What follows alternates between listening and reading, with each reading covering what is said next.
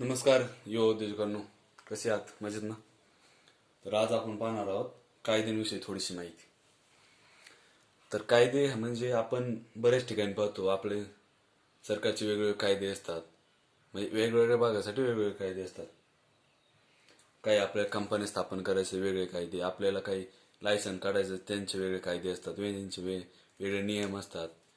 काही वेळेस आपण वेगवेगळ्या प्रकारच्या कार आपण काही वेळेस रेंटवर देतो, काही वेळेस खरेदी करतो, त्यावेळेस वेगवेगळे त्याला कायदे लागू होतात. किंवा काही वेळेस निवडणूक होती, निवडणुकीच्या वेळेस वेगवेगळे कायदे असतात. प्रत्येक भागात वेगवेगळे कायदे निर्माण केलेले आहेत. त्यावेळी आपण थोडे म्हणजे कायदे कोण पाहतं, यामध्ये कोणते मंत्रालय इन्व्हॉल्व असतात, म्हणजे कोणते मंत्रालय नियंत्रित करतात, त्या मंत्र्यांना कोण चालवतं हे आपण थोडक्यात पाहणार आहोत. ठीक आहे. Enforcing the law.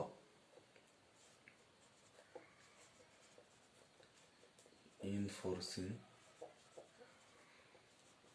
The law म्हणजे कायद्याची अंमलबजावणी करणे. कायद्याची अंमलबजावणी करणे. ठीक आहे. तर यामध्ये वेगवेगळं अंमलबजावणी करावं लागते प्रत्येक वेळेस वेगवेगळ्या कायद्यांची. काही वेळेस कायदे अदलाबदल होते, वेगवेगळे नियम लागू होतात, काही पहिले नियम काढून टाकले जातात आणि नवीन नियम केले जातात. ज्या वेळेस संसदेत कायदा तयार होतो, संसदेत याला काय म्हणतात, संसदेत म्हणजे पार्लमेंट. पार्लियामेंट म्हणजे जेव्हा कायदा तयार होतो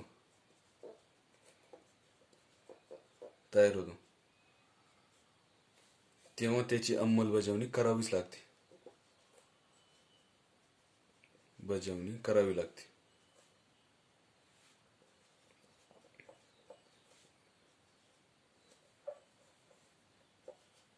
करावी लागते. ठीक आहे. तर यांना वेगवेगळे मंत्रालय स्थापन केले ते यांसाठी. यामध्ये पहिलं आहे अर्थ मंत्रालय. पहिलं मंत्रालय अर्थ मंत्रालय. मंत्रालय म्हणजे ministry of finance.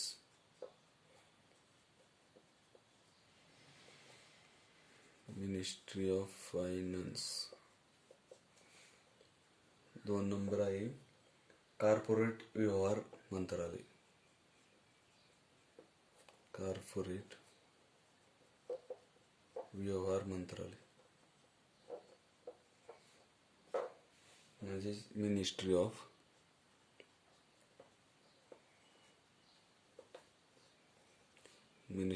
Corporate affairs. ठीक आहे. 3 नंबर आहे गृह मंत्रालय. गृह मंत्रालय मिनिस्ट्री ऑफ होम अफेअर्स.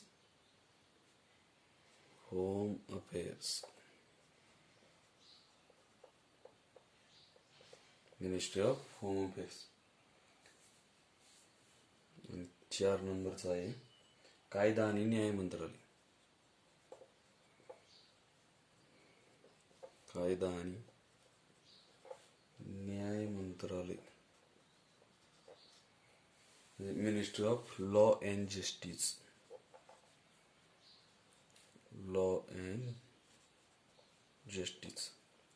हे सगळे वेगवेगळे मंत्रालय असतात.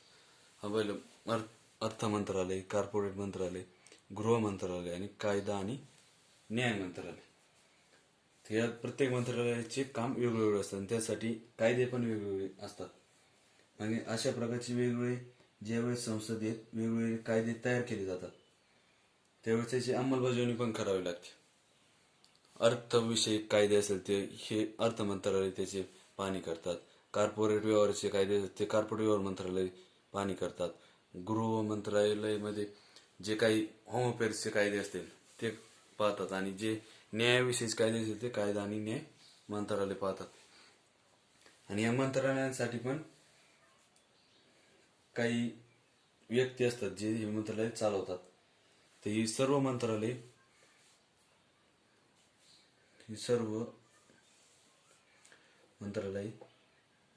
मंत्रींद्वारे चालवली जातात.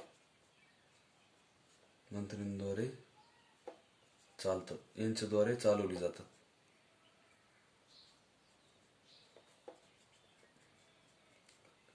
हे सर्व मंत्रालय वेगवेगळ्या मंत्र्यांद्वारे चालवली जातात. आणि यामध्ये जे भारतीय प्रशासकीयांचे अधिकारी किंवा इतर सेवांचे अधिकारी आहेत ते ह्या मंत्रालयाला चालवतात. भारतीय प्रशासकीय अधिकारी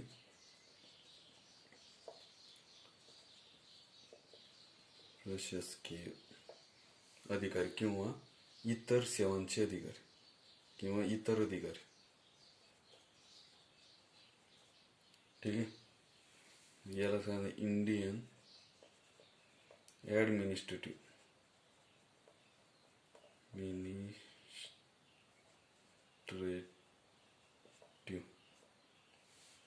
ठीक आहे.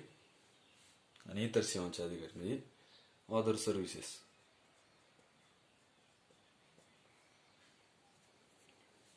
म्हणजे कायद्याची अंमलबजावणी करणे.